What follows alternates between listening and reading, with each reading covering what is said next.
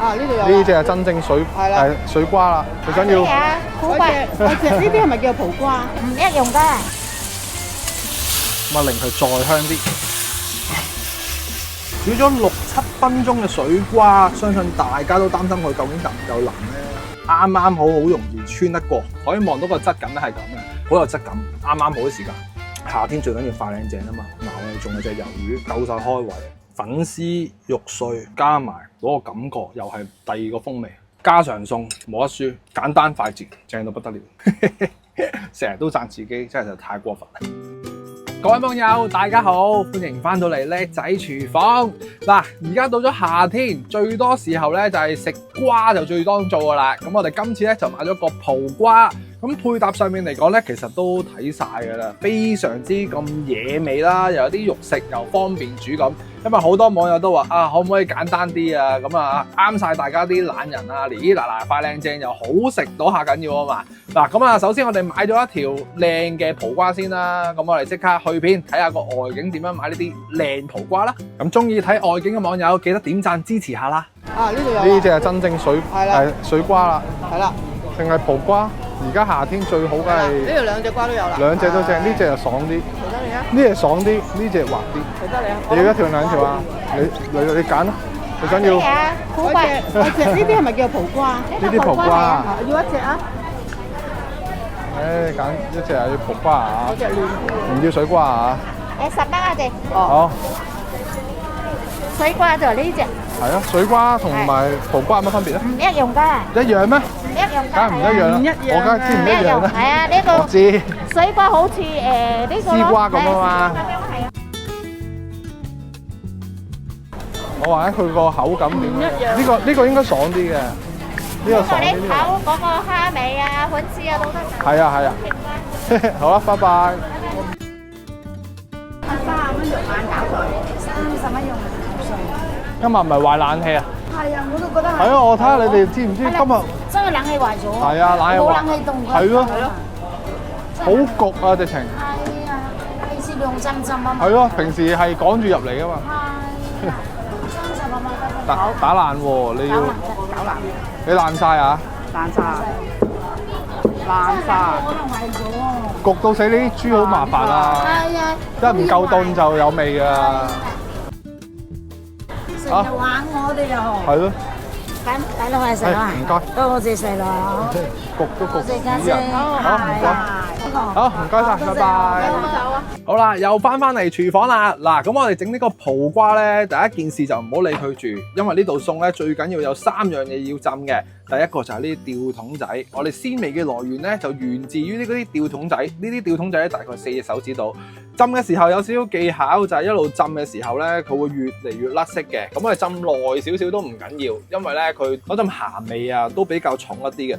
浸嘅時候咧，起碼都要浸到佢軟。咁你驚佢有支骨咧，你可以掹走佢。同埋咧有時有呢啲唔知不知名可能內臟啊、墨水咧，你一陣都要去洗一洗佢嘅。咁你可以落翻啲生粉啊嗰啲嘢落去洗一洗佢。同埋浸嘅時候咧，記得一定要得閒要換下水。咁佢咧個味咧就唔會話咁鹹啦。咁另一樣嘢就係蝦米啦，蝦米咧又係浸軟佢就用得。用嘅時候咧，如果你有殼嘅話，你就搣一搣佢。咁我哋個鹹香味嘅來源已經係完成咗。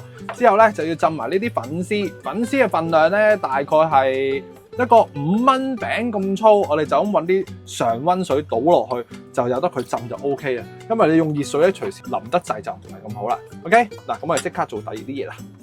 第二樣要處理嘅就係呢啲肉碎，我哋買嘅時候咧，應該都有外景拍咗俾大家睇啦。呢啲係一啲瘦啲嘅肉，千祈唔好肥。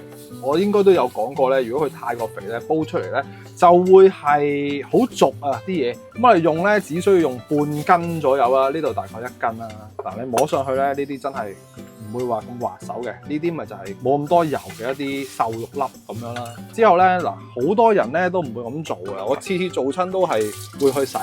雖然店家都會去幫我哋洗咗，但係洗一洗咧，你當佢好似將啲肉咧醃製咁，我哋夾翻個細細地嘅水咧，你有筷子嘅話咧，可以咁樣去撩佢。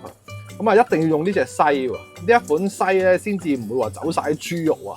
同埋咧呢一招咧，其實我哋屋企用咗都幾十年，我阿婆已經係咁樣去洗呢啲肉碎。咁洗嘅好處咧就會令到啲肉咧更加之鬆弛啦、乾淨啦。同埋咧冇咁多油份啊污糟嘢。咁啊有啲人咧啲評價好衰嘅，又話我洗親豬肉，又話唔識煮，又話食。咁啊不過唔緊要啊，各施各法。最緊要咧嗱，大家試過，你又會覺得啊，你洗完啲豬肉，自己係食得安心啲，食起上嚟咧又唔會話咁肥啊，同埋會鬆軟啲嘅。嗱，佢唔會話走啊，所以一定要買翻呢啲相應嘅篩咧，你先做到呢個效果。OK， 嗱咁啊由得佢擎住水先。咁你擎水嘅時候咧，你可以挖翻個窿俾佢，咁佢咧就會走水走得快啲嘅。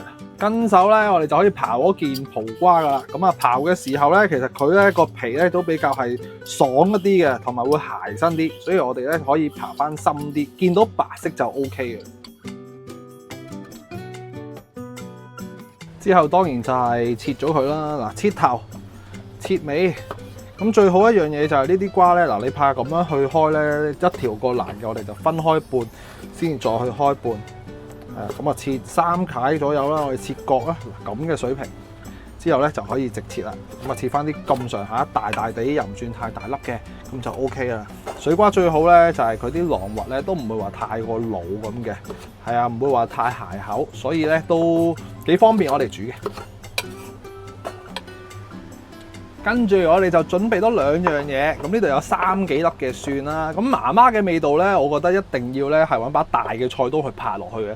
咁啊唔做切片咯，嗱咁樣嘅 size， 你一煮起嚟咧，佢仲可以見到咁上下嘅形態咧。我覺得呢一個就係我家長老嘅味道啊。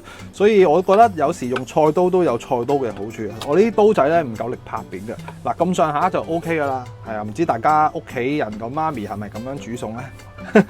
咁我哋薑片啦，切完啲少少薑片，要間粗嚟喎，即係唔使話大細，唔使話件一樣，咁你先至做到媽媽嘅味道嘅。係啊，我屋企就係咁樣嘅。OK， 咁上下啦，太過厚呢啲我啱見到呢塊咧，咁啊撳一撳佢咯，容易出味。咁啊薑好緊要啊，和翻佢水瓜咧有啲寒涼嘅，係啊，和一和佢啦少少。OK， 咁我哋可以埋得爐咯喎。埋爐嘅時候，我哋燒翻熱隻鑊，俾翻些少油佢先。跟住我哋又落啲薑蒜落去，同埋呢啲海鮮，咁啊小心有呢啲水分啦。我哋揸一揸呢啲乾海鮮先。咁我哋就稍為咧叫做爆一爆香，因為呢啲乾海鮮咧，你唔過油咧係爆唔香嘅。爆到啲海鮮稍為咧，見到佢有啲焦香味啊，黃黃地啲蝦味咧，即刻落翻些少酒落去，咁啊令佢再香啲。跟手咧已經可以落埋呢啲水瓜落去啦。咁我哋咧就要去將啲水瓜咧叫做炒一炒佢，令到佢冇咁寒之餘咧，令到佢啲水分咧揮發緊啲先，同埋咧佢要揮發咗啲水分咧，先至可以入到我哋啲乾海鮮嘅味道落去嘅。見到啲瓜稍為變咗少少黃色嘅狀態，哇香到不得了啊！我哋咧就可以即刻加啲水落去咯喎，咁啊呢啲滾水嚟嘅。咁我哋加幾多水度咧？大概係浸過呢啲葡瓜嘅1半左右啦。跟手我哋只需要咧落翻大概係1-2個茶匙嘅呢啲蠔油落去，調下味就 OK 啦。咁因為我哋有呢啲乾海鮮落去咧，咁啊已經夠晒味嘅啦。咁我哋等佢水滾起先。水一滾起，我哋即刻攞翻啲肉碎出嚟咧，落埋落去咯喎。係啊，唔使炒，唔使剩，好鬼爽啊！咁啊，最緊要咧啲水咧浸得過啲肉碎就 OK 啊。咁啊，養開佢啦。略然覺得佢唔夠水分嘅咧，我哋係補翻少少滾水落去。最緊要養開啲肉碎就 OK 啦。跟住咧，我哋就可以吸翻個蓋，即刻咧就計時。我哋先去燜煮佢6分鐘。6分鐘之後咧，我哋先再加埋啲粉絲落去。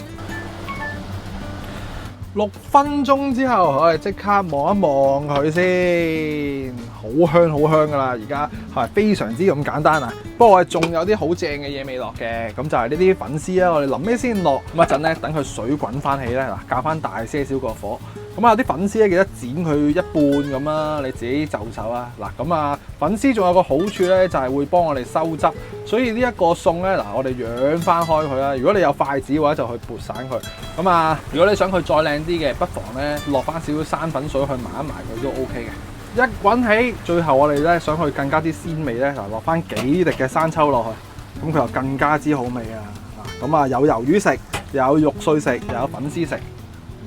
個造型就咁樣嘅，咁啊大功告成㗎啦，咁啊夠晒方便啦。咁啊希望大家咧喺夏天都會多一啲咁簡單容易嘅季節嘅食譜啦。嗱，咁你靚啲嘅話，記得落翻啲生粉，唔好好似我咁啊，我啊貪快手，連生粉水都唔落。咁呢啲咁嘅水瓜咧，其實真係大概去燜佢6至到8分鐘，咁啊視乎你切得佢幾大件啦。嗱，非常之咁正。你冇咗呢啲魷魚筒仔嚟去做味咧，你可以落啲瑤柱仔啊嗰啲嘢落去嘅，咁佢就會鮮好多啦。咁如果你都中意今集呢款快靚正嘅水瓜粉絲煮蝦米魷魚嘅話，記得點讚、分享、訂閱，加入成為頻道嘅會員，咁就可以直接贊助小弟持續創作更加多嘅快靚正食譜俾大家噶啦。煮咗6、7分鐘嘅水瓜，相信大家都擔心佢究竟夠唔夠腍咧。啱啱好容易穿得過，可以望到個質感咧係咁嘅，所以水瓜咧係耐煮一啲，個皮咧就會硬淨啲嘅。試翻啖先，好有質感，啱啱好嘅時間。